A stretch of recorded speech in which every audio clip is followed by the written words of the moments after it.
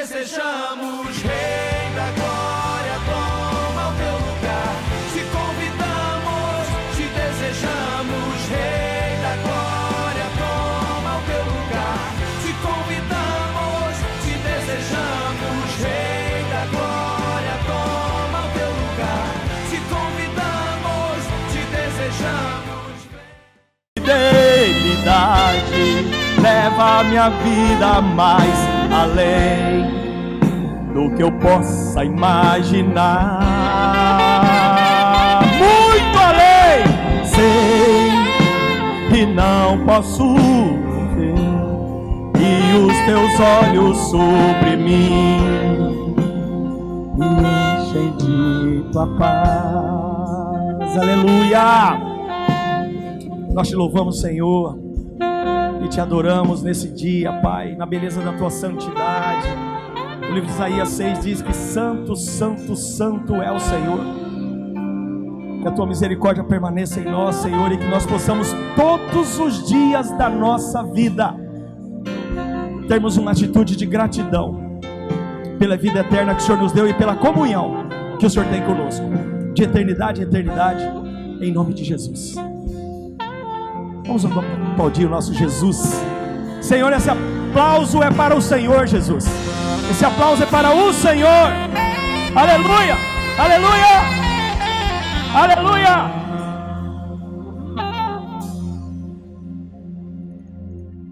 Aleluia.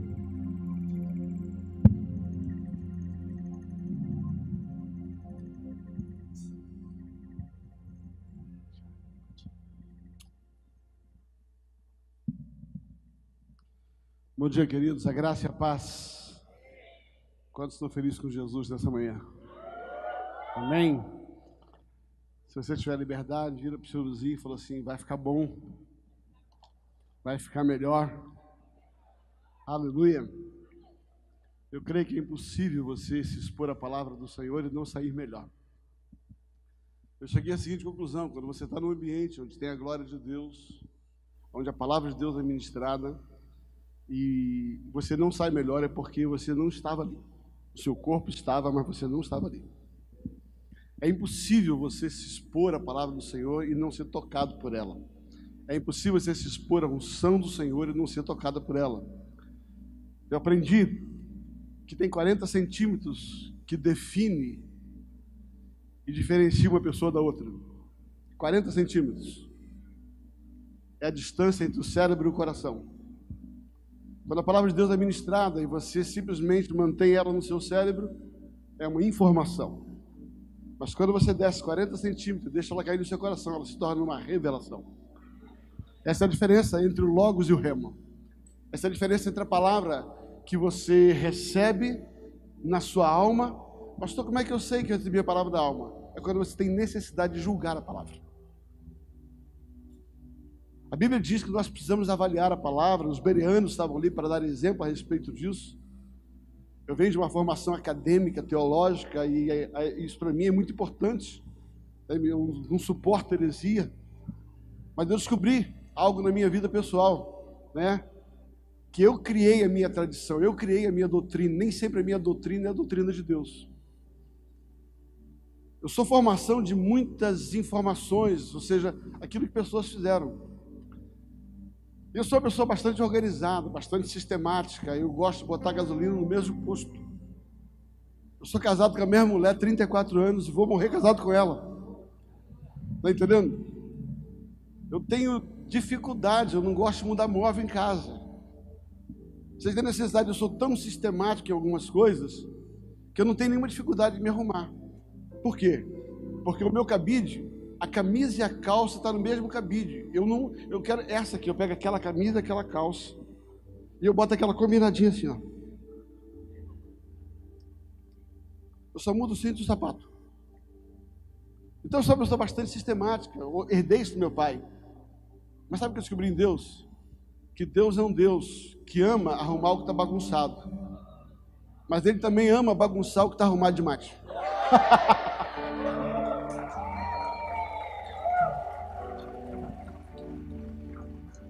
E Deus teve que entrar na minha vida e bagunçar um pouco a minha organização. Deus teve que entrar na minha vida e bagunçar a minha teologia. Deus teve que bagunçar o meu certo, porque o meu certo me privava do certo de Deus. E não é fácil uma pessoa tão sistemática. Eu me dediquei tanto a aprender. Eu estudei aos pés dos Gamaliéis.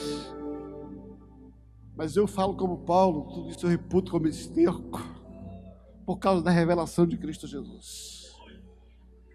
Eu tenho aprendido que ou você se abre para aquilo que Deus quer fazer, ou você vai ter que fazer pelo seu braço, pela sua força. E quando você não tem resultado, é porque você está fazendo. Quando você não tem resultado, é porque é a sua teologia, o teu método, é a tua metodologia, ou a metodologia que alguém importou para você.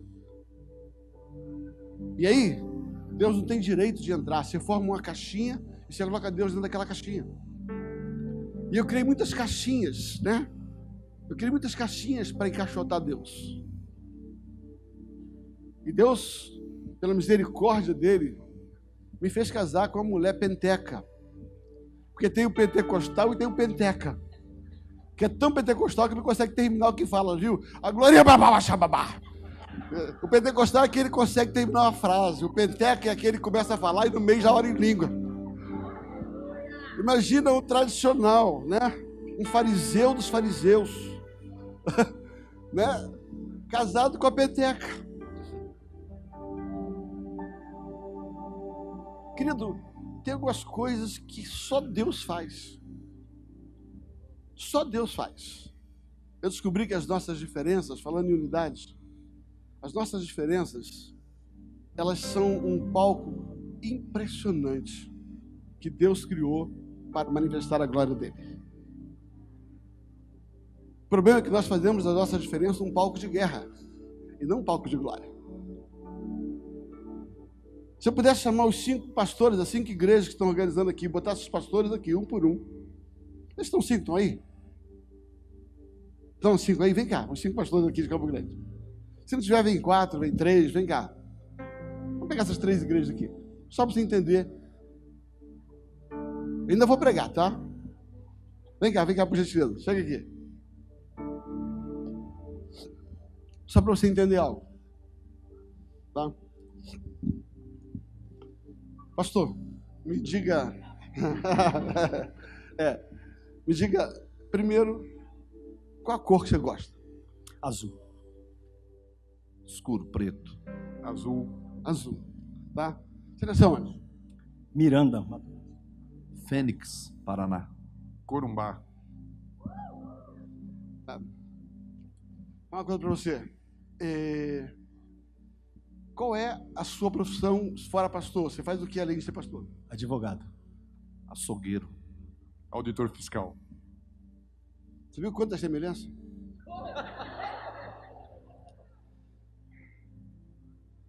Qual a cor do cabelo da sua esposa? Castanho. Castanho. Castanho claro. Até que enfim, uma coisa comum. Qual a sua altura? 1,70. 1,85. 1,79. Queridos, deixa eu tentar explicar onde eu quero. Salmo 133 diz o seguinte. Tá. Ó, quão bom e quão suave é que os irmãos vivam em união. Presta atenção.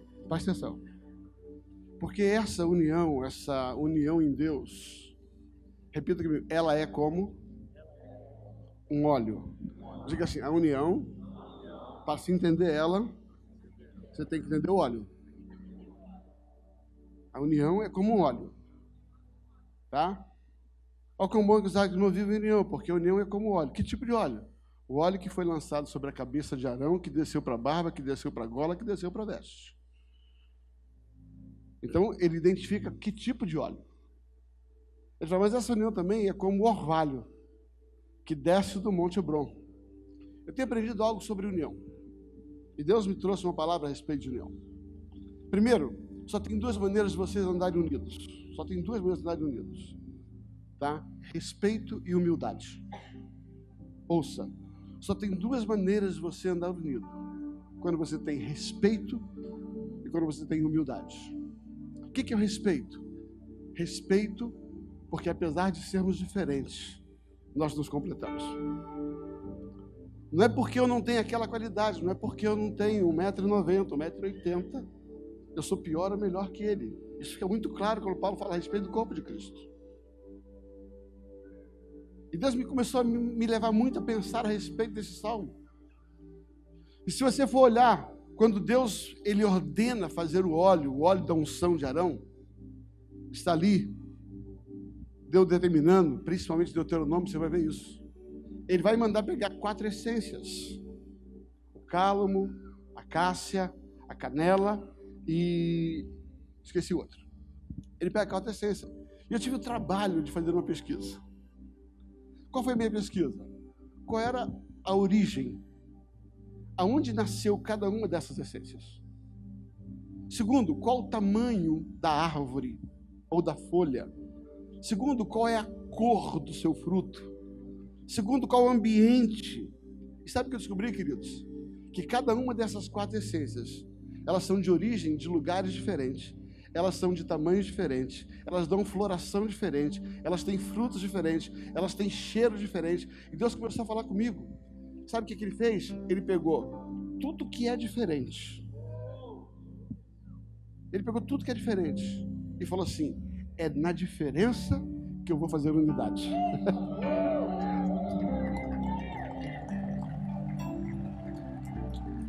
É na diferença que eu vou fazer unidade. Aí ele pega e fala assim: agora bota isso na mão daquele que tem a arte do perfumista. E ele pega essa diferença, bota na mão de quem sabe lidar com a diferença. É como se ele pegasse, deixa eu ser bem raso na minha afirmação, botasse tudo no liquidificador, pegasse tudo que ele tem, valores, cor, diferença, e os outros que estão compondo essa mesa, pegasse todas essas diferenças, botasse dentro do liquidificador, batesse, ao ponto de que não existe mais o Daniel, o Dinho, o Marcelo, não existe mais. O que existe agora é uma massa só, é uma mistura só, é um líquido só, onde o valor, as coisas que estão nele, mais dele, eles vão contribuir, vão somar para algo. Não é mais a identidade da canela, do cálamo, não é mais a identidade pessoal, é agora, sabe, a mistura disso. E ele bota naquilo que é chamado a arte do perfumista. Sabe, queridos, quando você faz um óleo, eu estudei, eu me procurei entender isso. Sabe, quando você faz esse perfume, ele vai gerar um aroma agradável. Mas não sei se você sabe que a arte do perfume não está no cheiro, a arte do perfume está na fixação. Mulheres entendem disso, tá? Os perfumes mais caros não é aquele que tem o melhor cheiro, é aquele que tem a fixação mais longa. Os perfumes franceses, principalmente, eles são conhecidos por aquele que tem uma fixação tão maravilhosa que você bota uma pontinha, né? Você passa o dia inteiro com aquele cheiro. Mas você vai na Avon, compra um, você passa daqui a 10 minutos, acabou o perfume. O cheiro é bom, mas passou. Sabe por quê? Porque embora o cheiro da arte seja bom, sabe, o que vai predominar é a fixação, é a permanência, a continuidade. E eu descobri que depois que Deus mistura tudo num lugar só, Ele pega esse óleo, Ele pega esse fixador chamado Espírito Santo. E quanto mais nós deixarmos e tivermos do Espírito Santo, mais longo, mais precioso será o nosso cheiro. Queridos, a unidade primeiro está no respeito. O respeito pelo que você carrega, pelo que você crê, o respeito pela nossa diferença, o respeito. Não se faz unidade sem respeito. O desrespeito está quando eu me acho melhor ou pior do que alguém. O desrespeito não está só quando eu me acho melhor. O desrespeito está inclusive quando eu me acho menor. Me lembro que num momento muito difícil da minha vida, ministerialmente falando, estava muito perdido. Deus levou uma baixinha desse tamanho assim, uma japonesa, uma pastora Sara Hayashi. E ela entrou na minha casa e ela falou: pastor, deixa eu dar um conselho. Nunca se compare. Nunca. E ela foi embora. Ela foi embora. E aquilo ficou no meu coração. E Deus me ministrou. Qual o problema? Quando eu me comparo, ou eu me torno soberbo ou eu me torno depressivo. Porque quando eu me comparo com alguém que tem menos que eu, a tendência é me sentir muito importante. Quando eu comparo com alguém que tem mais que eu, a tendência é me sentir pequeno. E Deus falou, você não é melhor nem pior do que ninguém, você é você. Sabe, o respeito é entender o meu lugar no corpo, a minha posição. O meu respeito é entender que a nossa diferença não me faz melhor nem pior, só me faz parte. Leia sobre o corpo de Cristo, quando Paulo escreve aos Coríntios, você vai entender isso. Paulo diz assim, o olho não pode dizer ao pé que ele é mais importante, mas também a mão não pode dizer para a boca, eu não preciso de você. Respeito. A unidade se faz no respeito. Quando Deus começou a falar sobre óleo, ele começou a falar assim, sabe por que a união é como óleo? Porque o óleo é a mistura de coisas diferentes, que se respeitam, são capazes de serem colocados juntos de maneira compatível, e eles somam, eles colocam. Segunda coisa, a unidade se faz de humildade. Por isso que no texto você vai ver várias vezes, a unidade é como um óleo, que colocado sobre a cabeça, diga comigo, desce. Sobre a barba, diga, desce. Sobre a gola, diga comigo, desce. Sobre a orla. Sabe que só tem um jeito de você andar em unidade. Desce, desce, desce, desce, desce, desce, desce, desce, desce, desce, desce. Só tem um jeito de você andar em unidade. Desce. Sabe por que Deus vai fazer algo dessa cidade? Por causa da unidade. Porque as diferenças estão sendo respeitadas. E o coração está sendo humilde. Deus abençoe vocês. Obrigado.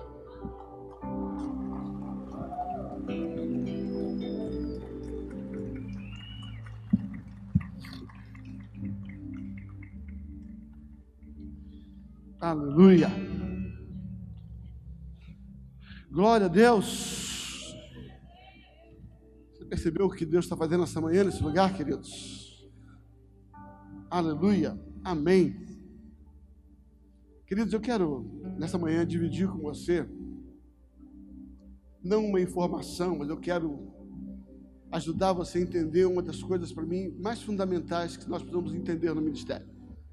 Deixa eu aproveitar o número restrito de pessoas, né? Eu gosto de reuniões menores. Sabe, deixa eu aproveitar para tentar passar entendimento a respeito de uma das coisas mais importantes que nós precisamos entender na vida ministerial. E para mim, uma das grandes dificuldades da vida ministerial é que nós ainda não entendemos qual é a nossa autoridade. A segunda grande dificuldade é que nós não aprendemos a lidar com as autoridades. São duas questões fundamentais que eu acho que o ministério precisa pautar.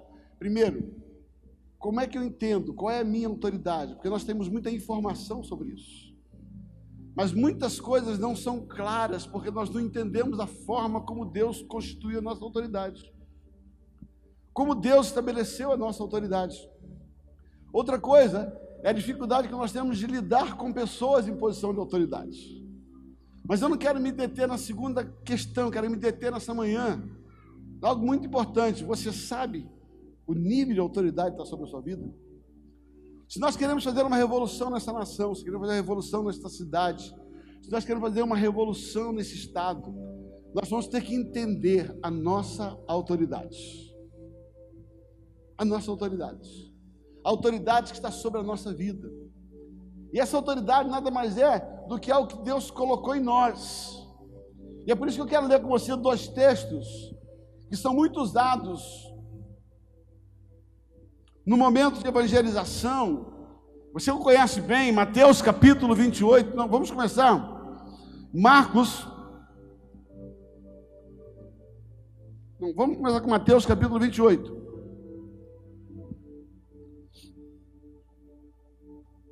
Mateus 28, versículo 16, diz assim: os 11 discípulos partiram para a Galiléia, Mateus 28, 16, para o monte que Jesus lhe tinha indicado. Quando viram, adoraram, mas duvidaram. Chegando-lhe, Jesus falou-lhe dizendo, fala comigo, é-me dado todo o poder nos céus e na terra. Repita de novo, é-me dado todo poder, nos céus e na terra. Portanto, ide fazer discípulos de todas as nações, todos os povos, batizando em nome do Pai, do Filho e do Espírito Santo, ensinando a obedecer todas estas coisas que vos tenho mandado, e certamente estarei convosco todos os dias até a consumação do século. Querido, vai até Marcos capítulo 16. Mesmo texto, apresentado de uma outra forma. Marcos capítulo 16, a partir do versículo de número 14, diz assim: mais tarde, Marcos 16, 14, apareceu-lhe os 11. Estando eles à mesa, lançou no rosto a incredulidade, a dureza do coração, porque não acreditavam no que tinham visto já ressuscitado. E disse-lhe Jesus: ide por todo mundo, pregar o evangelho a toda criatura. Quem crer e for batizado será salvo, mas quem não crer está condenado. Esses sinais seguirão aqueles que ele vai dizer: em meu nome expulsarão demônios, em meu nome falarão novas línguas, pegarão em serpente, quando beberem alguma coisa mortífera, ela não lhe fará mal algum, imporão as mãos sobre os enfermos, eles serão curados. Depois de o Senhor lhe ter falado, foi recebido aos céus, assentou-se à direita de Deus. Olha o versículo 20. Então os discípulos partiram, pregaram por toda parte, e eu gosto dessa parte, e cooperando com eles, o Senhor confirmou a palavra deles por meio de sinais que os acompanhavam. Pai, muito obrigado pela tua palavra. Ajuda-nos a entender, ó Deus, a nossa posição na terra, a nossa autoridade nessa terra. Que nesta manhã a tua palavra seja uma semente que encontre uma terra apropriada, afofada, adubada. Ela não se perca, mas ela encontre um terreno que possa cumprir o propósito para o qual é lançada em nome de Jesus. Amém. Queridos, qual é o contexto aqui?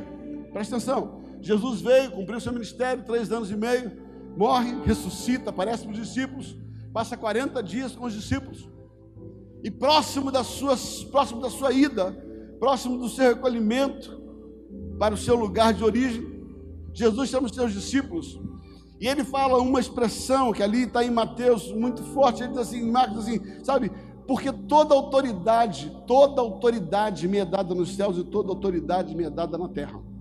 Jesus está dizendo assim: eu tenho autoridade no céu e eu tenho autoridade na terra. E eu gosto quando Jesus diz assim: então agora eu pego essa autoridade que está sobre a minha vida e eu dou essa autoridade para vocês. Eu dou essa autoridade por um propósito. Primeiro, para vocês pregarem o evangelho e fazerem discípulos.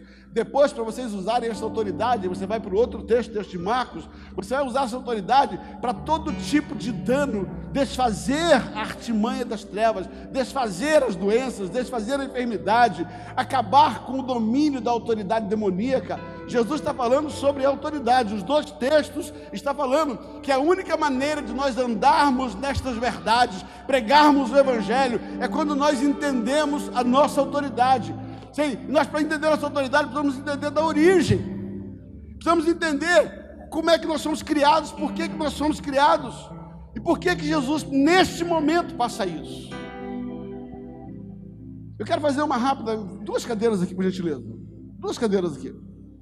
Pega aqui, põe aqui, por gentileza.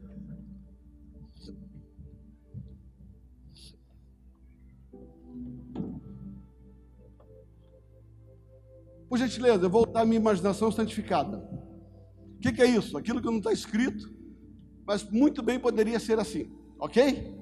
Tá? Eu imagino que no Éden tinha uma praça.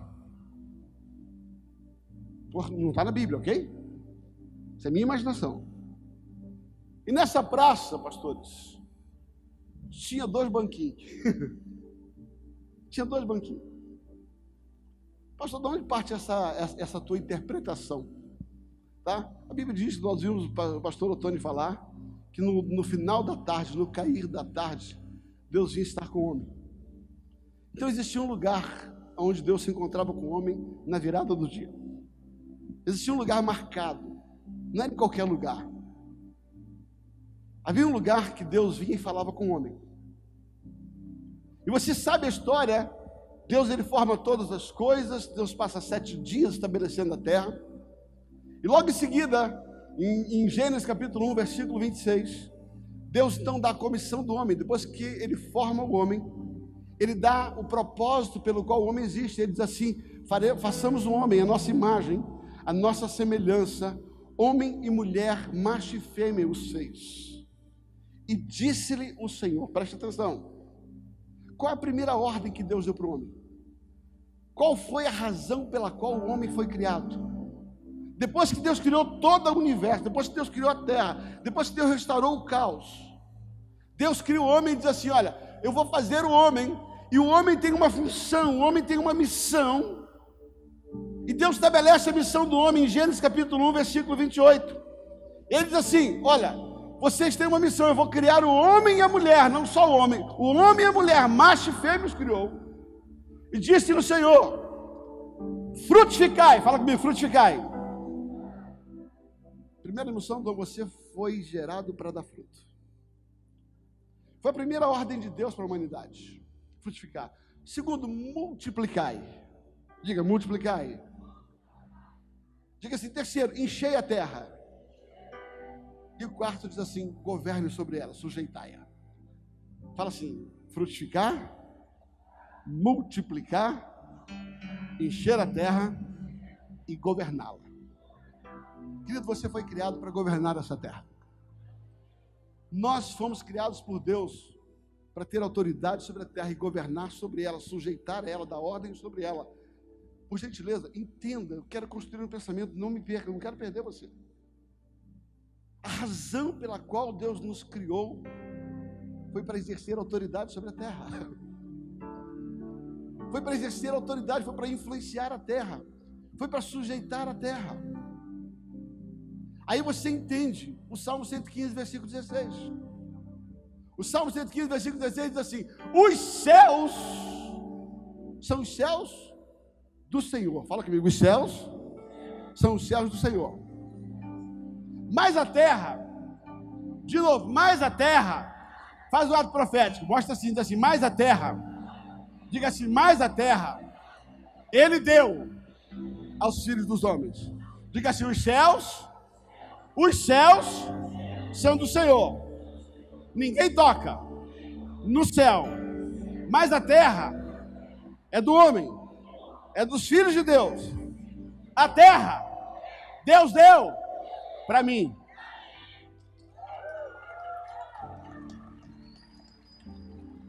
Para você entender, se você for até Ezequiel 28, Isaías 14, você vai ver que um desavisado chamado Lúcifer,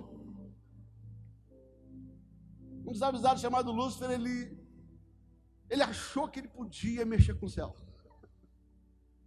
E a revolução de Lúcifer foi querer mexer naquilo que ninguém pode mexer no céu. Mais do que mexer na autoridade de Deus, ele quis mexer naquilo que pertence a Deus.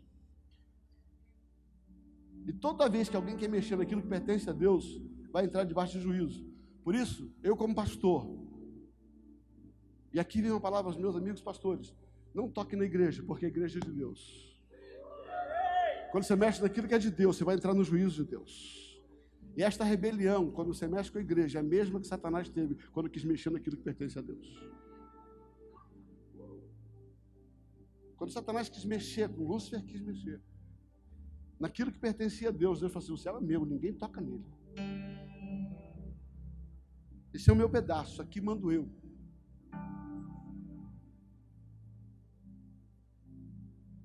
Mas Deus decidiu criar a terra e dar o governo da terra para o homem. Deus decidiu nos entregar autoridade nesta terra para sujeitá-la, para determinar a respeito disso. Só que Deus tinha uma maneira de ajudar nessa administração. E essa maneira era intimidade. Querido, a impressão que eu tenho é que toda vez que o sol caía, vamos estabelecer 6 horas da tarde, né? Vamos na virada do dia, né? Às 6 horas da tarde, naquele mesmo bate-canal, naquele mesmo bate-lugar, Adão sentava no banquinho, Deus sentava no outro banquinho, e ele pegava o feedback. E aí, bom, como é que foi o dia hoje? O que você viu hoje? Ah, Deus, rapaz, deu uma mergulhada hoje, bonita naquela água lá. Passei 10 horas debaixo d'água, porque não morria.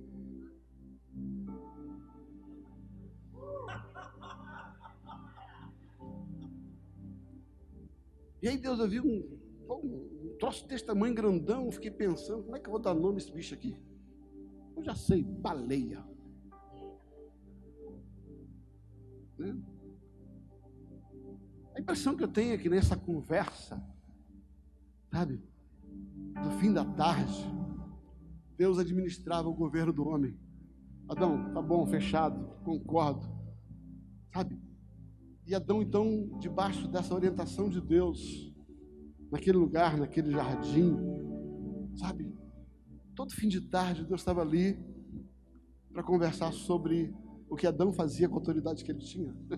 Meu Deus, presta atenção, que eu estou construindo algo muito importante nessa manhã. Sabe por que Deus nos visita? Sabe por que Deus continua conosco? Para nos ajudar a administrar a autoridade que está sobre a nossa vida. Porque diz Juízes, no seu último versículo, que é onde não há governo, cada um faz o que lhe dá na cabeça. Quando você não estabelece o governo de Deus sobre a sua vida, você vai andar pela tua cabeça, pela tua ideia. Por que havia desordem no tempo dos juízes? Porque não tinha governo, não tinha autoridade. Então cada um fazia o que lhe dava na cabeça. Por isso que Deus sentava com Adão todo fim de tarde. Você conhece a história? Eu estou colocando um romancezinho aqui para você entender. Um dia, Deus vai naquele mesmo horário e Deus senta na cadeirinha dele. Deus vai sentar na cadeirinha dele. Só que o banquinho de Adão estava vazio. Houve um dia que o homem não foi para o encontro da intimidade. Houve um dia que o homem não precisava mais da orientação de Deus para governar. Houve um dia que o homem entregou o governo para outra pessoa que não fosse Deus. Ouça, queridos, não é Deus que se afasta de nós, não é Deus que se separou de nós. Isaías diz, porque os nossos pecados, eles fazem a separação entre nós e o nosso Deus. Querido, Deus nunca deixou de estar no lugar certo, na hora certa. Deus nunca deixou de estar à nossa disposição no banquinho da orientação. É nós que deixamos o nosso lugar vazio. Para de culpar Deus porque algumas coisas não estão certas na sua vida. Porque eu aprendi que Deus faz tudo certo e Ele nunca chega atrasado. Lembro da experiência, quando Lázaro morreu, Marta chegou e falou assim, Senhor, ou Maria, não lembro, se o Senhor tivesse chegado antes, como se Jesus tivesse perdido o controle. Presta atenção, Jesus nunca chega atrasado na sua vida. Jesus nunca chega atrasado na sua vida. Nunca. Mas ali no Éden, naquele momento, Deus apareceu no encontro para conversar sobre a administração da autoridade. O que Adão fazia com essa missão que ele tinha, com a autoridade que ele tinha. Daí porque nós como líderes, ou servimos e temos intimidade com Deus, ou vamos ter intimidade com a outra parte, porque não existe neutralidade. Se você não tem intimidade com Deus e não é influenciado por Ele, fique tranquilo que tem alguém do outro lado influenciando você.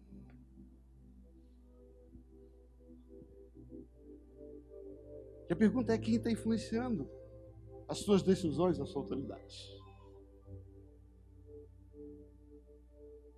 No Éden, uma hora aquilo ficou vazio e Deus falou assim, bom, já que o homem se escondeu de mim, já que o homem se afastou de mim, eu vou separar esse lugar. E ele botou, entenda que esse lugar ele não acabou, esse lugar foi guardado. Esse lugar não foi destruído. Porque se o homem voltasse a sentar nesse banquinho, diante da glória de Deus, ele morreria. Então, para preservar o homem, Deus blindou esse lugar de intimidade. Queridos, você conhece a história? Como é que aconteceu isso? Repita comigo: os céus são os céus do Senhor. Mas a terra, imagina que isso aqui é a terra, mas a terra, Deus deu aos filhos dos homens. Deixa eu tentar te fazer entender o que eu quero falar dessa manhã. Tá? Imagina que eu sou um inventor, eu sou um construtor. Eu sou um cientista. E eu criei isso aqui. Eu inventei. E porque eu inventei isso aqui, eu tenho autoridade porque eu criei. Verdade ou mentira? A minha autoridade primeiro, até porque eu criei. Fui eu que criei, logo eu tenho autoridade sobre a minha criação. Mas além de criar isso aqui, eu posso modificar, eu posso sujeitá-la. Eu posso fazer o que eu quiser com isso aqui. Eu posso transformar isso aqui num copo, posso transformar no que eu quiser. A segunda autoridade é quando eu posso fazer da minha criação o que eu quiser. Porque é minha. Deixa eu dizer, mas se eu criei isso aqui, eu posso fazer o que eu quiser? Posso. Por quê? Porque eu tenho autoridade sobre isso? Se eu pegar isso aqui e eu decidir nunca usar, alguém pode me condenar por isso? Por quê?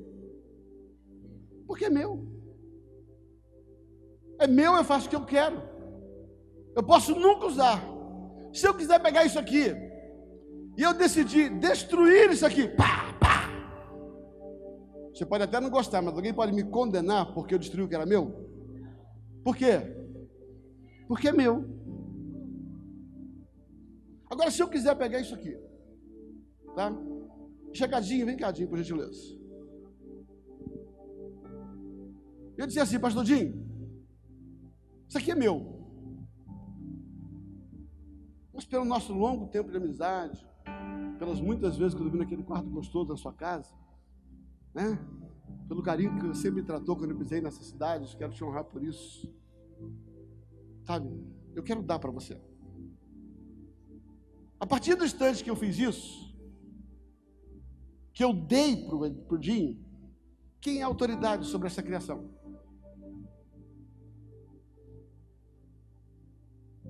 Se eu pegar e tomar do Dinho, eu estou certo ou estou errado? Por quê?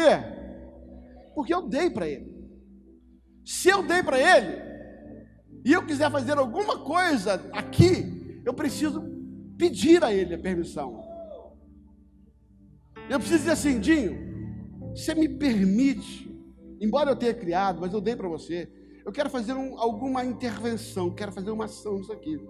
Você me permite fazer uma intervenção?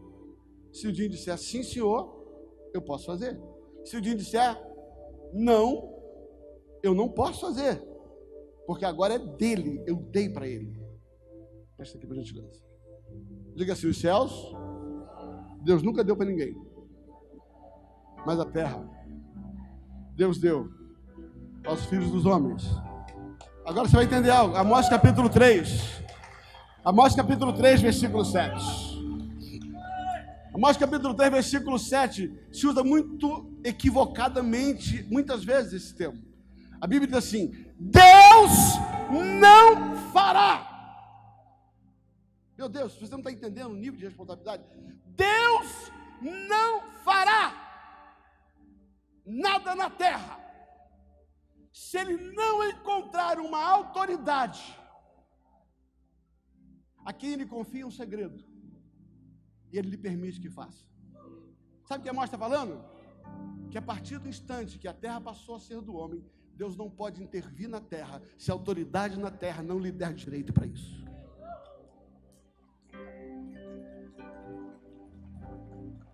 Por gentileza, entende? Deus tem poder para mudar o que ele criou, sim ou não? Mas Deus vai mudar o que ele criou sem autorização do homem?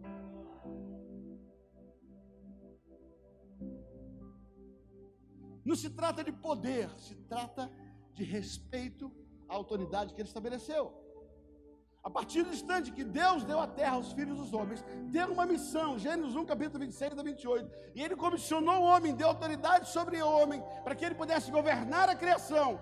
Deus não pode, Deus não fará, Deus não fará nada naquilo que Ele criou, sem antes revelar os seus segredos, os desejos do seu coração aos seus servos, os profetas. Ou seja, o que Deus vai fazer, que a partir do instante que esta autoridade for dada, Ele só vai intervir na terra a hora que Ele contar um segredo para quem tem autoridade, e Ele encontrar respaldo, autorização para agir.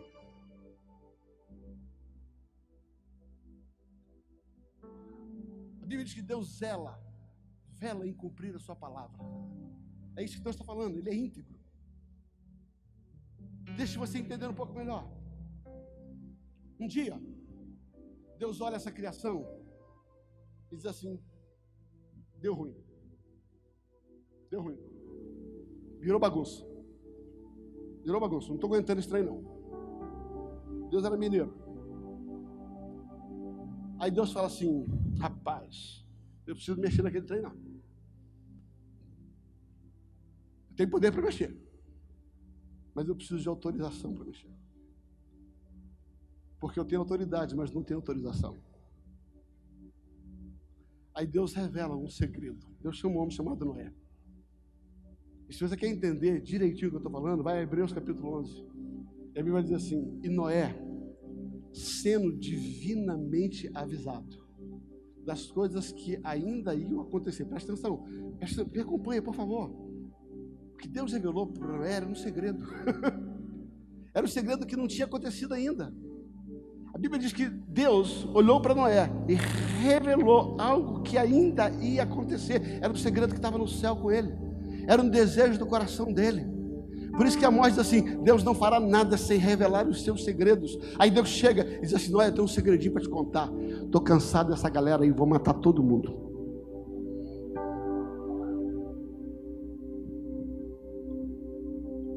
Se você continuar no texto de Hebreus, a Bíblia diz assim: e Deus, avisando a Noé por divina revelação, e Noé sendo avisado pela divina revelação, concordou com Deus, criando uma arca. E quando ele concorda com Deus criando a arca, a Bíblia diz que por causa disso ele salvou a sua família. Agora, o mais importante no texto, a Bíblia diz assim: e ele condenou o mundo. Presta atenção, quem destruiu o mundo foi Deus, mas quem condenou foi Noé. Pastor, me explica mais sobre isso. Vamos supor que nós estivéssemos num seminário, e depois de uma aula, nós aplicássemos uma verificação de conhecimento, uma provinha. Todo mundo tira 0, 1, 2. Só aquele pastor bonitão lá, ó, de cabelo branco, só ele tira 10. Aí a turma toda vem: professor, aí todo mundo tira 1, 0, você não sabe dar aula. Aí eu pego a prova, como é o nome do pastor? Aí Otônio, pai, é de Deus. Aí eu pego a prova do Otônio e digo assim: gente, presta atenção, o Otônio condenou vocês. Por quê?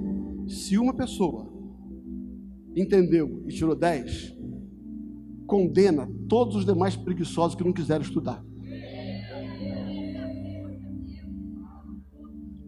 A Bíblia diz que Noé, sendo divinamente avisado pelo Senhor, fez uma arca, salvou a sua família e condenou o mundo.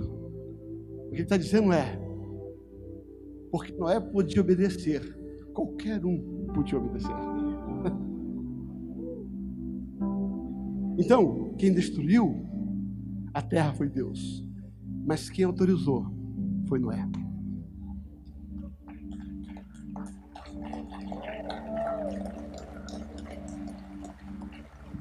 Querido, presta atenção, o dilúvio só aconteceu porque Deus quis e a autoridade na terra disse: eu concordo. Exemplo número 2.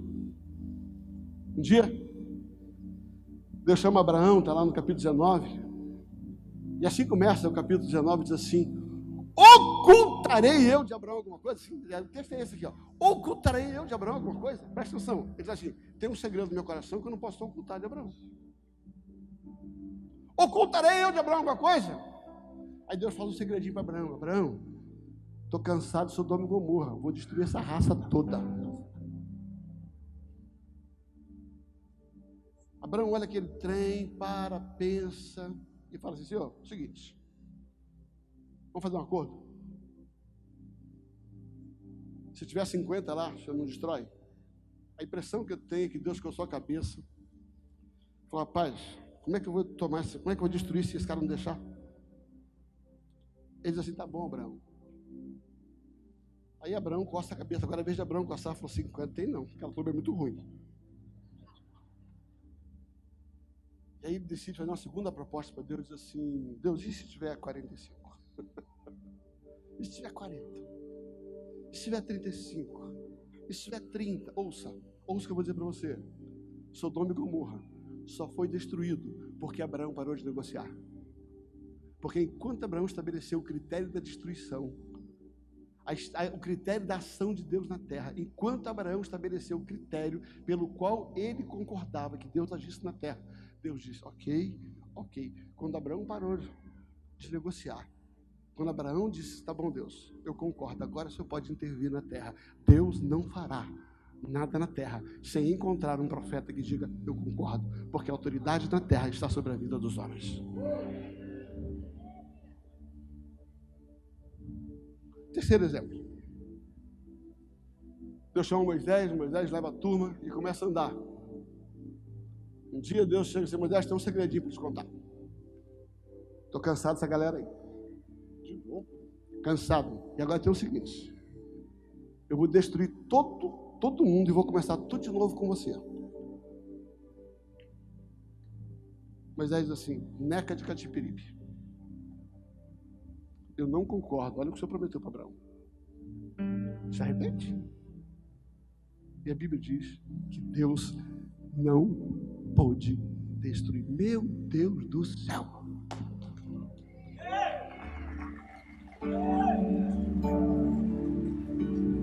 Ei, esta é a autoridade que está sobre a vida de quem nasceu aqui, de quem criou aqui. Esta é a autoridade que nós temos sobre a terra. Nós temos a maior autoridade que existe sobre a terra. Obrigadinho. Presta atenção, queridos, ouça. Qual é a base da nossa autoridade? Qual é a base da nossa autoridade? A base da nossa autoridade está no nascimento. Você vai entender o que eu quero dizer. Quantos aqui têm visto americano e já foram para os Estados Unidos? Pode deixar aqui. Quantos aqui já têm visto americano e foram para os Estados Unidos? Ou foram para qualquer outro país que precisa de visto? Deixa eu dizer para você. Por que nós temos que pedir um visto para entrar nos Estados Unidos? Fala assim: porque eu não nasci lá. Então você só pode entrar nos Estados Unidos se uma autoridade americana lhe der uma autorização, um visto que lhe permite entrar lá. Porque você só tem autoridade no lugar onde você nasce. A sua autoridade chama-se autoridade de nascimento. Eu vou muito aos Estados Unidos.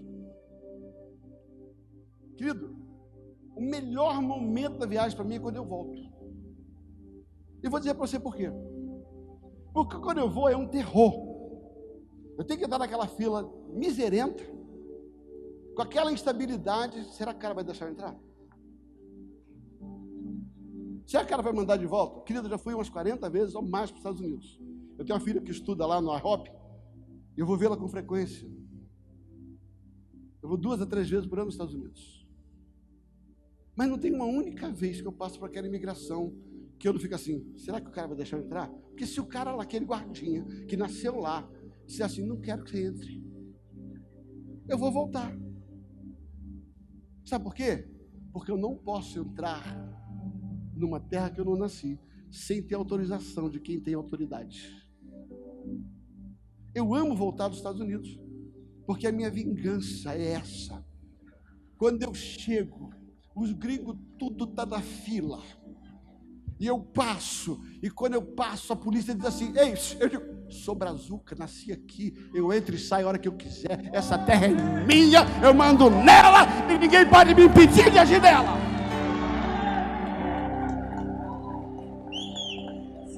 Não tem nada se você quiser morar nos Estados Unidos. Eu amo morar aqui, porque aqui eu mando eu. Aqui eu mando eu, aqui ninguém me pede fazer nada, só se eu errar. Mas eu tenho autoridade porque eu nasci aqui. Eu tenho autoridade de nascimento, a minha autoridade está no fato de que eu nasci no Brasil. E eu posso fazer aqui, por ter nascido nessa terra. Deus me deu autoridade nessa terra.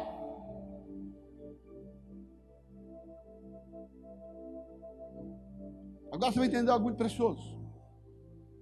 A Bíblia diz em João capítulo 10, que o diabo veio matar, roubar e destruir. A Bíblia diz lá que Jesus diz assim, ele veio como um salteador para matar, para roubar e para destruir. Sabe por quê, queridos? O capeta não nasceu aqui. O capeta, ele não tem autoridade de nascimento. Ele fez uma revolução lá no céu, se deu mal, e está lá em Ezequiel 14, que Deus o precipitou, Deus o lançou sobre a terra. Ou seja, ele é um ser estranho, um intruso, que não tem autoridade nessa terra. Não, por favor, você não está entendendo. O diabo não tem autoridade, porque ele não nasceu aqui. Mas ele é articuloso, tinhoso, manhoso, astuto. Ele é astuto, a Bíblia diz as astúcias ciseladas do diabo. E ele sabia que ele não podia intervir na terra, porque ele não nasceu na terra. Deus não deu a ele a missão de administrar a terra, de governar a terra, de sujeitar a terra. Deus deu ao homem. Logo, o que ele faz? Ele, na artimanha dele, Dinho, por gentileza, volta aqui. Não.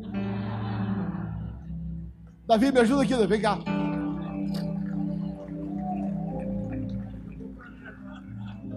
Não, vem pra cá, só um pouquinho. Aqui está Deus, aqui está Deus, aqui está o homem. Presta atenção. Aqui está Deus, aqui está o homem. Os céus são os céus do Senhor. Deus falou, aqui em cima ninguém toca. A terra ele dá para os filhos dos homens. E aí a figura do chifrudo. Ele chega um dia para Evinha. Vem pegar aqui, vem cá, me ajuda aqui, minha Eva. Vem aqui, por gentileza.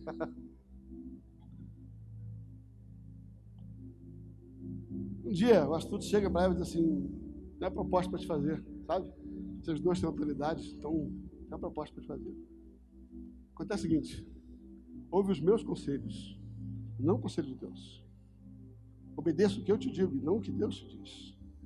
Deixa eu sentar no outro banquinho. Deixa eu criar uma outra praça para você.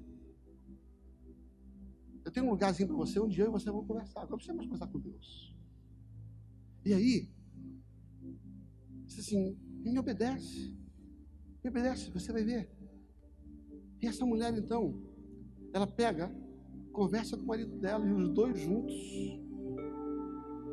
que tem autoridade da terra, decidem obedecer, sujeitar aquilo que eles receberam ao diabo. Lucas vai falar sobre isso. A Bíblia diz que em Lucas, quando Jesus é tentado, quando tem a segunda tentação, a Bíblia diz que o diabo leva Jesus. Presta atenção, o diabo leva Jesus ao mais alto lugar e mostra o quê? Repita comigo, todos os reinos da terra. Ele mostrou toda a criação, mostrou todo o reino da terra. O que ele falou? Ele falou assim, tá vendo isso aqui? É meu porque me foi dado. É meu porque foi me dado. Aí ele chega para Jesus e diz assim, tem uma proposta, me obedeça. E eu te dou a autoridade sobre os reinos. Mas ele diz assim, a autoridade que eu tenho, eu não tinha. Eu não nasci aqui. Mas através da obediência, você me deu. A Bíblia diz em Romanos capítulo 6, versículo 16. Todo aquele a quem você se apresenta para obedecer, esse passa a ser Senhor da sua vida. Romanos 6,16 diz assim, a todo aquele a quem você se apresenta para obedecer, esse passa a ser Senhor da sua vida. Quando Lúcifer, que era um espírito encarnado, ele entra na serpente e ele propõe uma obediência, ele diz assim, me obedeça. E quando o homem se propôs a obedecer a Lúcifer, ele passou a ser Senhor do homem. E como Senhor, tudo que estava na mão do homem foi dado para ele. Agora, quem tem autoridade na terra? Pode falar, Satanás.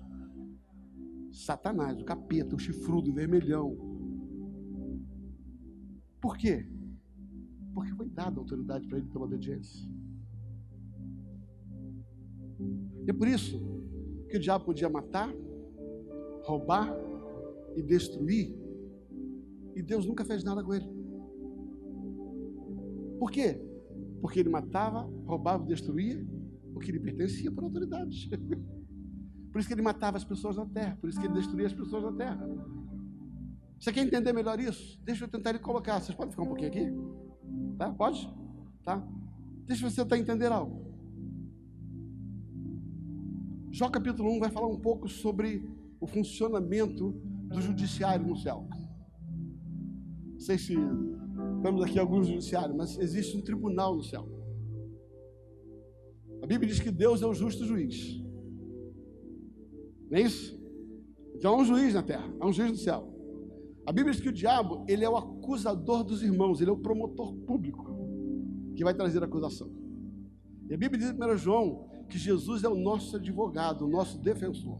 Então no céu tem um juiz, fala um juiz, um acusador e um defensor. No céu tem um tribunal. E é isso que está em Jó capítulo 1, que a Bíblia diz que um dia esse tribunal veio, e o diabo se apresentou nesse tribunal, e Deus falou: viste meu servo Jó? Você não pode, viu? Então você vai ver que existe esse trâmite no céu. Sabe, queridos, quando o diabo pegava e matava alguém na terra, destruía alguém na terra, o defensor bonzinho, Jesus Cristo, chama o Jesus aqui. Vem cá, Tony, por favor. Você vai ser Jesus. Aí Jesus chega e diz assim, Jesus chega assim para Deus e fala assim: Pai, o diabo destruiu lá na terra um cara lá. Aí Deus, por quê? Aí vai ver o escrito de dívida. Aí o diabo diz assim, na hora que o tribunal se reúne, diz assim: eu matei porque eu tenho autoridade para matar. Como o juiz é justo, o diabo fazia o que queria. E porque o juiz é justo, ele não podia condenar o diabo.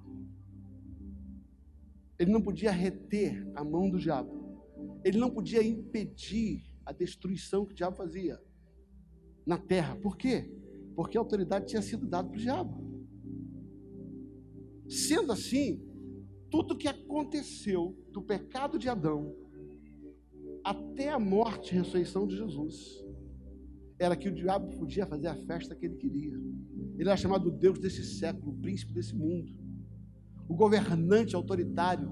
Sendo assim, o diabo, agora com a autoridade que lhe foi dada por aquele que nasceu na terra, que tinha autoridade na terra, ele podia matar, ele podia roubar e destruir, e ele não podia ser condenado no tribunal, porque ele estava destruindo aquilo que lhe pertencia, aquilo que lhe foi dado por ele. O que eu quero caminhar para o final para você entender é que existia um plano secreto de Deus. Existia um plano chamado plano da redenção.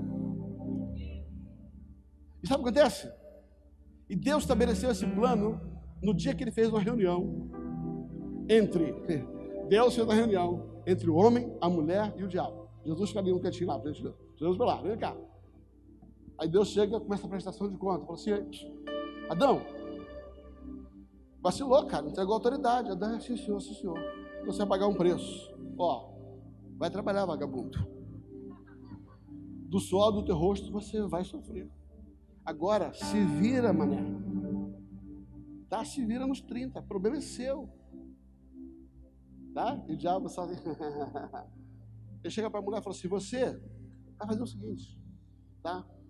Porque você cooperou com esse trem aí, tá? Você vai ter que sujeitar o seu marido. Ele vai mandar em você. E tem mais, você vai sofrer bastante. Toda vez que você tiver que dar um filho, você vai ter dores. Mas eu tenho uma boa notícia para você. Tá?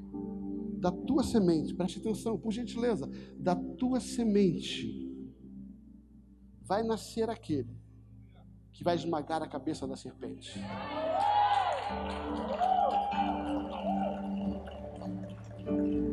1 Coríntios capítulo 11, versículo 3 diz assim: Deus é o cabeça de Cristo. Fala, Deus é o cabeça de Cristo. Cristo é o cabeça da mulher. Diga assim, cabeça, fala de autoridade. Aí Deus assim, da tua semente vai nascer aquele que vai esmagar a autoridade de Satanás. E ele chega para a serpente e fala assim, ó, e tu aí vai ser o seguinte, você vai rastejar e você vai viver do pó. Por gentileza, entenda algo. Quando Deus criou o homem, ele criou o homem do pó da terra. Diga assim, toda atitude carnal é alimento para Satanás se tornar cada dia mais forte.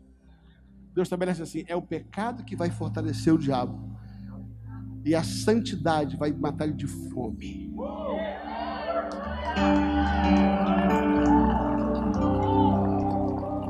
Ele vai estabelecer assim, você quer matar o diabo na sua vida? Anda reto, não peca, não ande de carnalidade, não manifeste a tua carne, pó. Só que o diabo não entendeu nada daquela conversa. O diabo não entendeu nada daquela conversa. Um dia, Deus precisa de um direito legal na terra. Você está comigo aqui? Você está entendendo? Está recebendo isso? Deus precisa de um direito na terra para que ele pudesse cumprir o plano. Pastor Tony, vem aqui rapidinho, um minutinho, bem rápido. Um dia Deus chama Abraão. Deus chama Abraão. Ele fala assim, Abraão, vem cá. Vamos fazer um acordo. Anda na minha presença. Pai de pastor, pronto. Aqui. Vamos lá. Pai de pastor é. Ninguém gera pastor se não tiver pastor do coração. E aí o que acontece? Deus chega para o Tony e diz assim, Tony, o Abraão, tem uma proposta para te fazer. A proposta é a seguinte. Tá, anda na minha presença, perfeito, concorda comigo, vai me obedecer, deixa aqui, pega a Sara, junta as trouxas e vai embora. Aí um dia Abraão chega assim, Sara, junta os três e vão embora. Sara falou, para onde? Sei não. Deus mandou, eu vou. Abraão disse que Abraão creu, isso não foi imputado por justiça. Ele obedeceu, quem se tornou o Senhor dele? Deus se tornou o Senhor dele. Só que no versículo 22, capítulo 22, a Bíblia diz, e Deus provou Abraão. E Deus provou a obediência de Abraão. Presta atenção, a fruta, a árvore da vida, era a prova da obediência de Adão. O Carmelo era a prova de obediência de Abraão. Aí Deus chega e diz assim, presta atenção, vou te provar agora. Você quer me obedecer mesmo? Você quer andar comigo? Eu sou o seu Deus? É? Então tá bom, pega teu filho Isaac, vem cá, pega Isaac. Sobe com Isaac, sacrifica ele, mata ele lá em cima. Abraão disse, a Bíblia diz que Abraão, de manhã cedo, ele nem pensou. Ele pegou e foi embora. Quando estava lá, falou assim, o pai falou, pai, o que está vendo aqui e tal? Aí falou assim, fica tranquilo. Não é nada não, você só vai morrer, mas é tranquilo. Pensa um garotão lindão, 17 anos, fortão, saradão, Abraão caduco já com quase mais de 100 anos. Isaac ainda tem que levar a lenha nas costas dele. Aí chega lá em cima no monte. Antes o pessoal pensou, chega, e aí Deus, fica tranquilo, nós subiremos e voltaremos. Subiremos e voltaremos. Subiremos no plural, voltaremos no plural. Aí ele sobe, chegou lá em cima e falou assim, agora você vai entender tudo. Eu preciso que você voluntariamente se ofereça em sacrifício. Não está escrito isso? Tá. Porque um homem de mais de 100 anos não pode obrigar um jovem a deitar, amarrar ele numa fogueira. Embora não esteja escrito, está implícito. Isaac deitou naquele lugar, porque ele decidiu obedecer.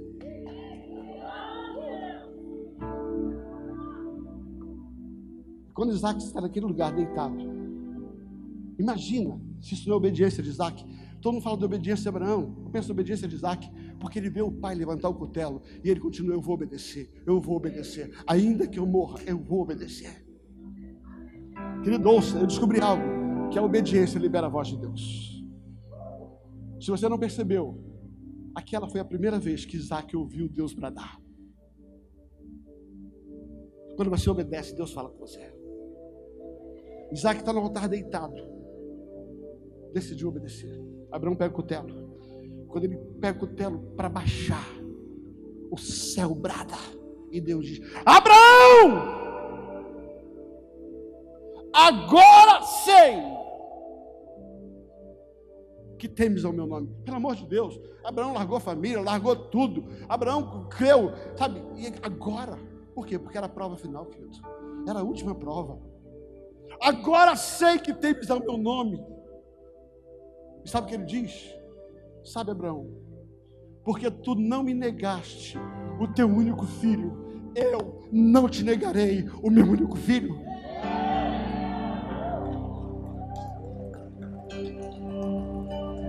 A legalidade para Jesus nascer na terra veio da obediência de Abraão.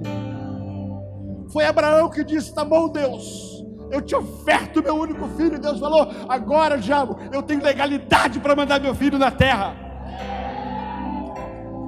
Porque o homem que tem autoridade decidiu que eu cumprisse meu propósito.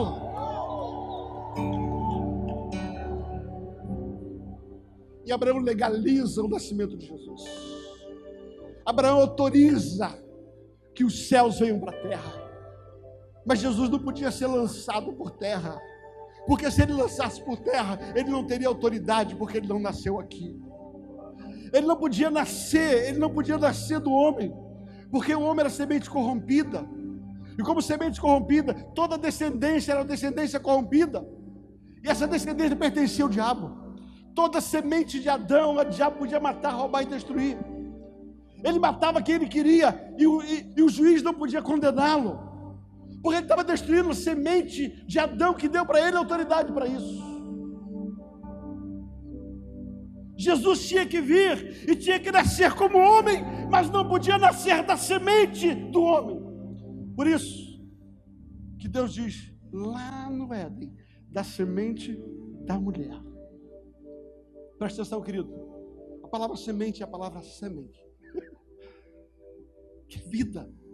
O sêmen não está na mulher, o sêmen está no homem. Não existe vida sem sêmen. A semente do homem no útero da mulher promove o nascimento aqui na terra. Olha que coisa arquiteta maravilhosa Deus faz. Deus pega da semente do Espírito, uma semente incorruptível, uma semente santa, não contaminada, que não pertencia ao diabo, mas essa semente precisava nascer aqui para ter autoridade aqui. E Deus deposita essa semente no útero da mulher. Preste atenção, não foi de qualquer jeito. Tudo é pela obediência. Ouça, é pela obediência. Ele chega para Maria e diz assim: Maria, eu tenho um projeto, tenho um segredinho para você, Maria. Eu não posso fazer se você não concordar, Maria. Aquele que há de nascer de ti não é do homem, é do céu. É do céu. Mas você precisa concordar e receber essa semente, porque a autoridade está na sua vida. Se você não concordar, eu não posso colocar esta semente. Ela diz: cumpra-se em mim, cumpra-se em mim, cumpra-se em mim, cumpra-se em mim. Cumpra-se em mim a tua vontade, cumpra-se em mim o teu querer. E aí Deus faz nascer no útero da mulher uma semente incorruptível, uma semente corrompida. Não era semente que já podia matar, não podia destruir. E no que Deus faz isso, essa mulher é obediência. Ela faz Jesus nascer, nasce Jesus, a representação, a tipologia de Isaac. E Jesus nasce da semente da mulher. João capítulo 14, versículo 30 diz que Jesus terminou seus dias assim: o príncipe desse mundo já está condenado, mas ele nada tem em mim, eu não obedeci a ele não me tocou, eu não me corrompi. Ele tentou por 3 vezes no deserto seduzir Jesus com todas as artimanhas. Jesus disse: não, não. Se Adão cedeu, Jesus não cedeu. A Bíblia diz que por um homem nasceu, por um homem veio a maldição, mas por um homem veio a salvação. Eu quero que você entenda de uma vez por toda a sua autoridade. Agora Jesus nasce, não obedece.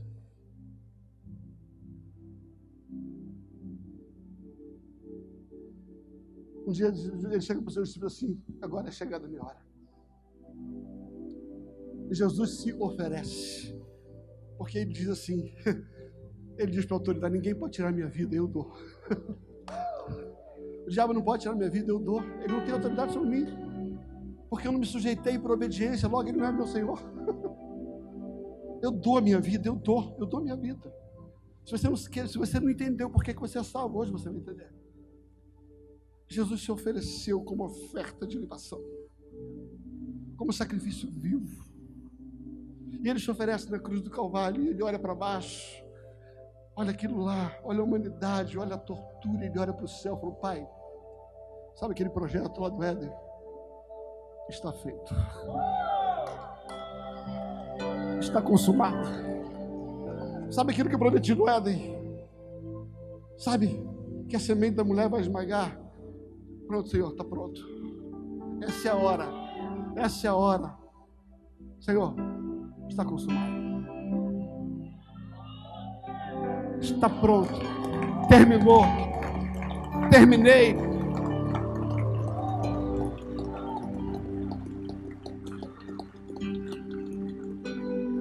E como é que termina essa história? Jesus passa 3 dias. E a Bíblia diz que nesses 3 dias ele faz algo extraordinário. Ele vai até a casa do diabo e arranca da mão dele a autoridade que ele tinha. Esmaga a cabeça dele. Retoma a autoridade. Porque agora, por ter nascido na terra, ele pode nascer na terra. E quando ele faz isso, ele cumpre todo o propósito de Deus. Há uma parábola que alimenta muito bem isso. A Bíblia diz que um certo senhor, dono de muitas terras, ele pegou e delegou a autoridade na terra para alguns dos seus servos, que não lhe pagaram, que não lhe obedeceram. Aí ele mandou cobrar, mataram, mandou cobrar, mataram, mandou cobrar, mataram. Até que a Bíblia diz que finalmente ele decidiu mandar o seu filho. Jesus conta essa parábola porque é uma palavra profética. Mandou o seu filho. Quando aqueles homens malfeitores souberam, falaram assim: já sei, vamos matar o herdeiro. Porque se nós matarmos o herdeiro, ninguém pode reivindicar a herança. Quando o diabo mata Jesus, ele mata porque ele decidiu, ele achou numa concepção errada que matando o filho, ninguém mais tomaria a terra. O que ele não sabia é que matando o filho, ele perderia a terra.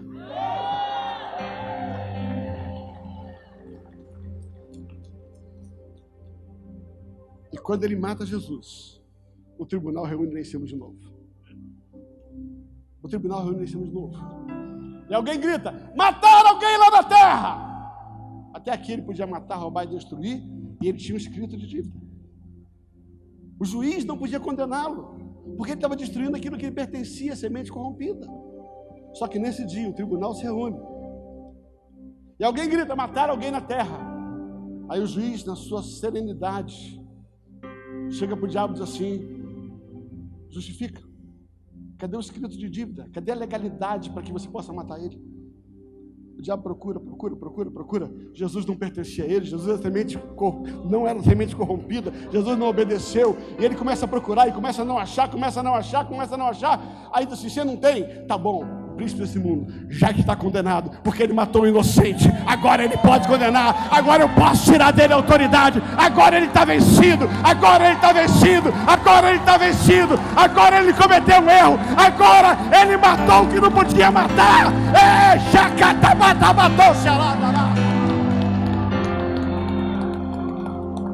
Pode ficar em pé.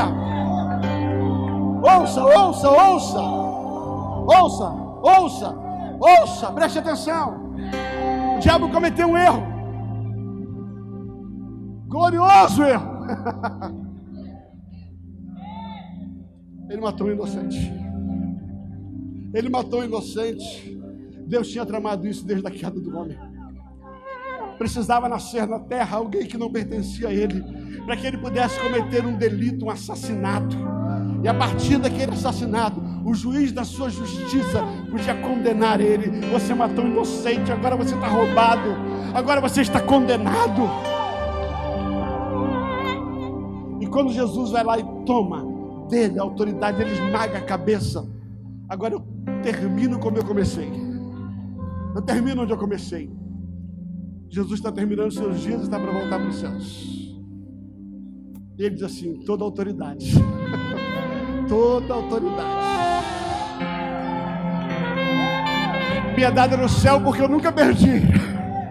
Eu nunca perdi. Agora me é dada na terra, porque eu tomei de volta. Ei, ei, ei, ei, ei, preste atenção. Ora, babara, e querendo chebar.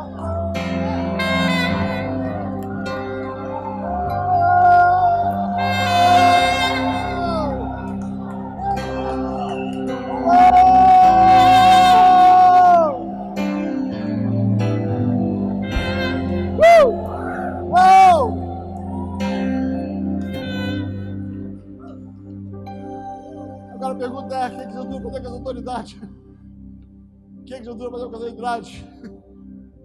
Queria que os pastores aqui presentes viessem aqui à frente, por gentileza, representando todas as igrejas. Todos os pastores, vem aqui.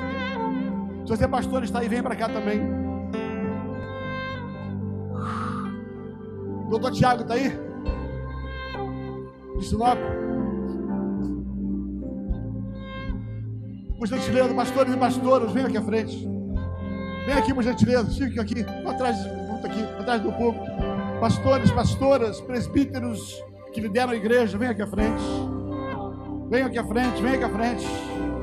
Ei, xarabato carabandori anda nas. E essa que anda.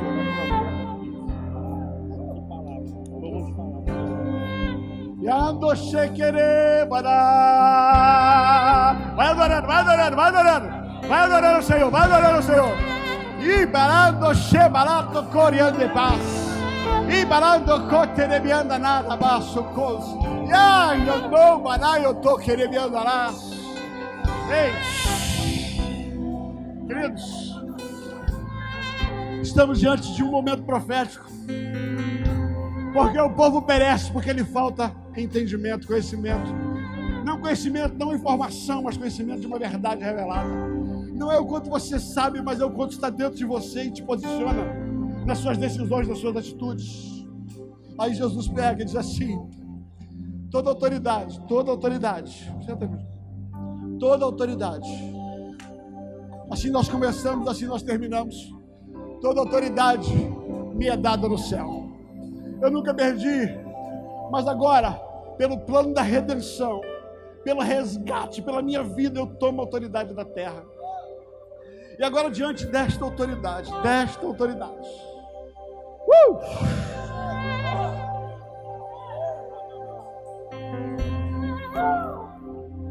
me perdoe que eu vou fazer agora, mas eu sinto Deus fazer isso. Mas toda a autoridade me é dada nos céus, mas agora eu tenho autoridade na terra. E diante dessa autoridade eu não posso, eu vou fazer o que com ela? Eu vou fazer o que com ela? Oh, eis que eu vos dou autoridade, eis que eu vos dou, eis que eu vos dou, eis que eu vos dou autoridade.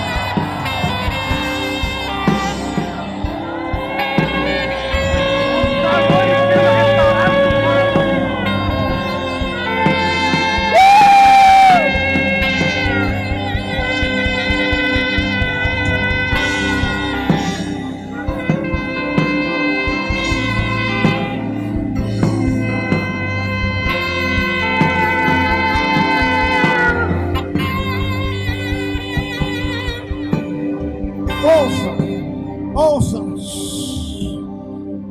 Repita comigo: a autoridade sobre Campo Grande, a autoridade sobre Mato Grosso do Sul, a autoridade sobre o Brasil está na mão daquele que obedece, ao Senhor. Respeito e honramos as autoridades. E a Bíblia diz em Romanos 13 que elas são instrumentos de Deus para fazer o nosso bem. Oremos por elas. Mas a verdadeira e genuína autoridade sobre a terra está na mão dos homens e mulheres de Deus. E a hora que vocês entenderem isso, nada vai acontecer nesta cidade. Nada vai acontecer na tua cidade. Nada vai acontecer nesse estado. Nada. Nada. Se você não legitimar. Por gentileza, ouça.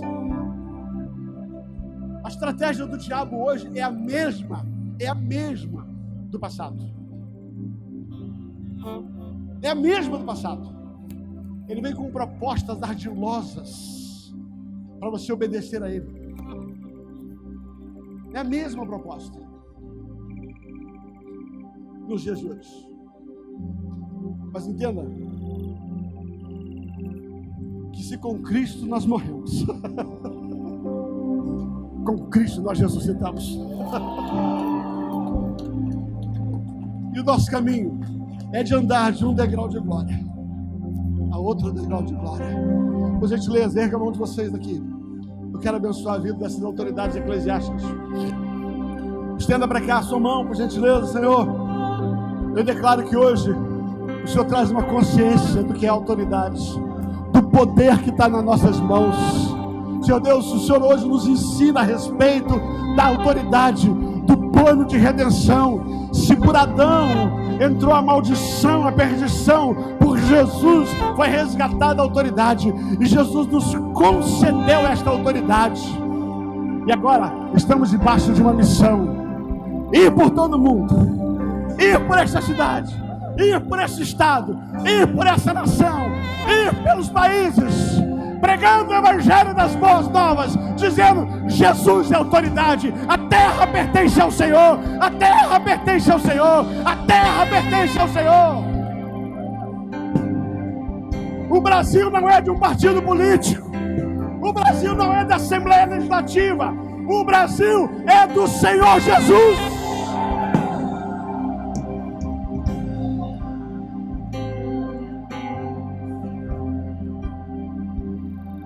Mato Grosso é de vocês. Mato Grosso é de vocês. Só acontece nesse estado aquilo que vocês legitimarem. Só acontece na tua cidade aquilo que vocês legitimarem. Aquele a quem o homem presta obediência, esse passa a ser o Senhor da vida dele. Governe com o governo de Cristo. Talvez agora você consiga entender a oração do Pai Nosso, o clamor do Senhor. Pai nosso que está no céu, santificado seja o teu nome. E no determinado ponto ele diz assim: seja feita, fala comigo, seja feita. De novo, seja feita a tua vontade, aqui na terra, da mesma forma que é feita no céu. O que Jesus está falando assim? Há uma autoridade no céu.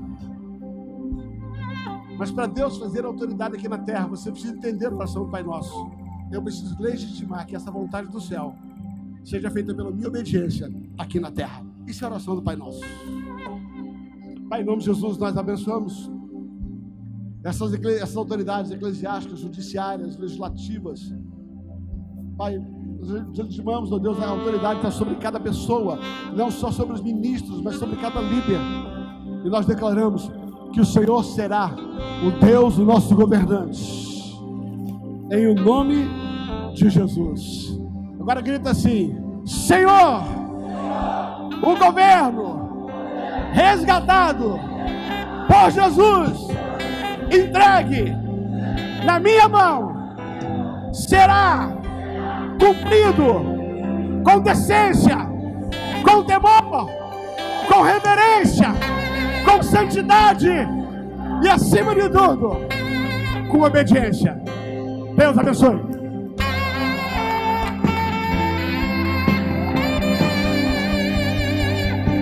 Glória ao Cordeiro que foi morto, glória ao Cordeiro que foi morto, glória ao Cordeiro que ressuscitou. glória ao Cordeiro que foi morto, glória ao Cordeiro que foi morto, glória ao Cordeiro que ressuscitou. Declara, igreja, glória ao Cordeiro que foi morto, glória ao Cordeiro que foi morto, glória ao Cordeiro. Exalte, exalte, glória ao Cordeiro que foi morto, glória ao Cordeiro que foi morto, glória ao Cordeiro que ressuscitou.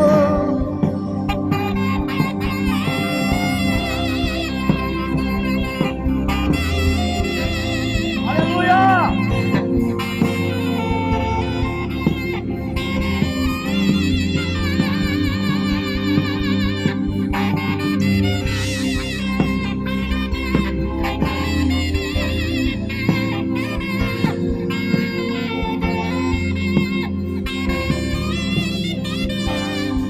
Diga, glória ao Cordeiro, glória ao Cordeiro, glória ao Cordeiro que ressuscitou,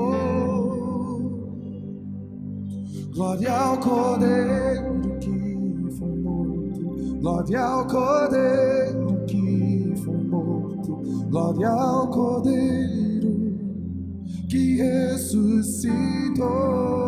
E Ele prometeu que Ele voltará.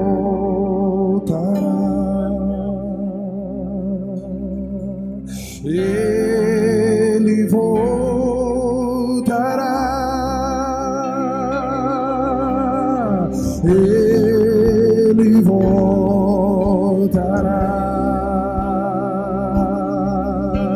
Ele voltará. Ouça. Ele voltará.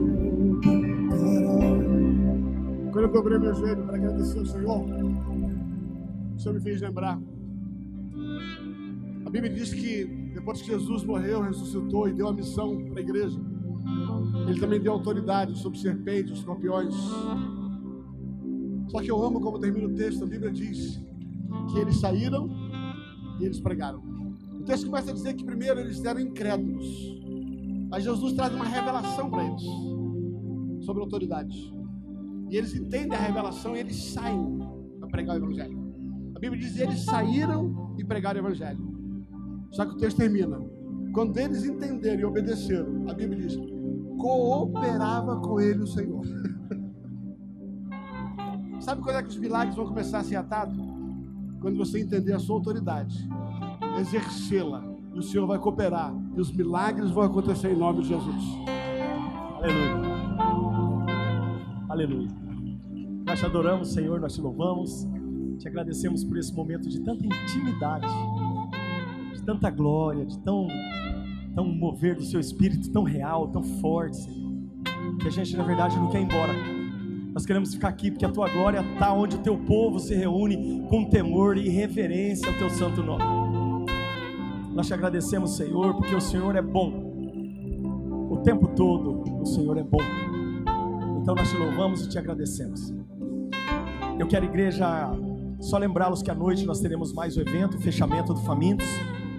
E quero lembrá-los também acerca do material que tem, dos nossos irmãos que trouxeram, tem ali fora, à nossa direita, saindo aqui na porta, tem o material, tem a Bíblia do pastor Girardi. Deixa eu mostrar aqui rapidinho, o trabalho do Girardi.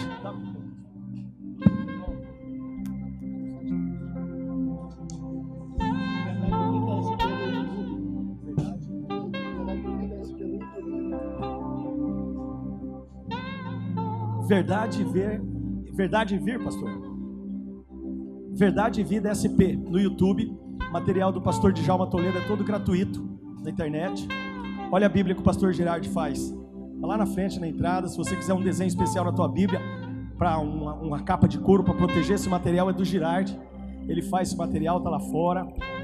Nós hoje à noite então teremos o fechamento do Famintos aqui.